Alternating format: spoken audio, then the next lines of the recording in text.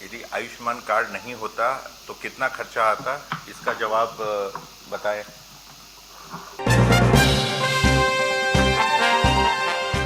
नमस्कार दोस्तों, मैं हूं विनोद डोलेकर। मेरे YouTube मंच खबर है जी पर आप सभी का स्वागत है। खबर है जी न्यूज चैनल में आपको मिलती है ताज़ा खबरों की ताजगी, अनूठी कहानियां और विशेष रिपोर्टिंग और भोपाल शहर में हो रहे विभिन्न सांस्कृतिक, खेल जगत और अन्य कार्यक्रमों की जानकारी। इसलिए बने रहें हमारे YouTube चैनल खबर है जी के साथ। एम्स में पहली किडनी प्रत्यारोपण प्रक्रिया सफलतापूर्वक संपन्न। 22 जनवरी 2024 को की गई ऐतिहासिक सर्जरी ने स्वास्थ्य सेवा के क्षेत्र में एक महत्वपूर्ण प्रगति का प्रतीक बनाया है। इस जीवन रक्षक प्रक्रिया से रीवा के 32 वर्षीय पुरुष की जिंदगी अब पूरी तरह से बदल गई है।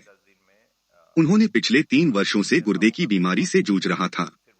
उनकी इच्छा ठीक होने की शुरुआत हुई जब उन्होंने भूख न लगना, उल्टी और कमजोरी जैसे लक्षणों के साथ एम्स भोपाल की ओपीडी में डॉक्टर से परामर्श किया। जांच के बाद उनकी स्थिति का पता चलने पर किडनी प्रत्यारोपण या डायलिसिस की सलाह दी गई। मरीज ने किडनी प्रत्यारोपण का विकल्प चुना और इसके लिए संभावित दाताओं के सावधानी पूर्वक चयन की प्रक्रिया शुरू हुई। अंत में उनके पिता के रक्त समूह और ऊतक अनुकूलता का मिलान होने के बाद इस प्रक्रिया के लिए तैयारी की गई।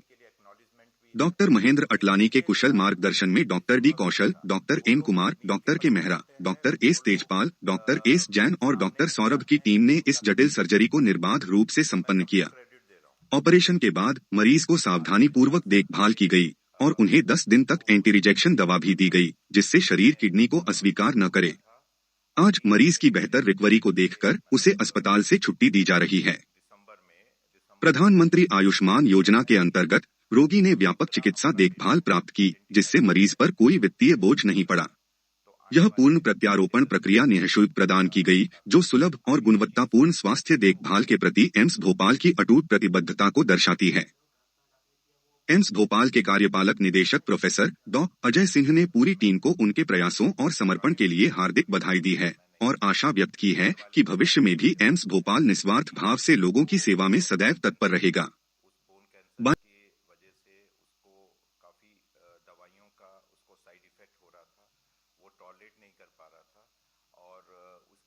आज से 4 साल पहले 2 हुए थे या 1 हुआ था, बीच में बंद हो गया था। अभी हमने पिछले मतलब दिसंबर में हमने सक्सेसफुल किया है 1, और दूसरा हमारा पेशेंट आइडेंटिफाई हो गया, जिस पे हम लोग प्रिपरेशन कर रहे हैं। तो आने वाले हफ्ते 10 दिन में दूसरा ट्रांसप्लांट हो जाएगा। अब ये चीज़ शुरू हो गई है होने की।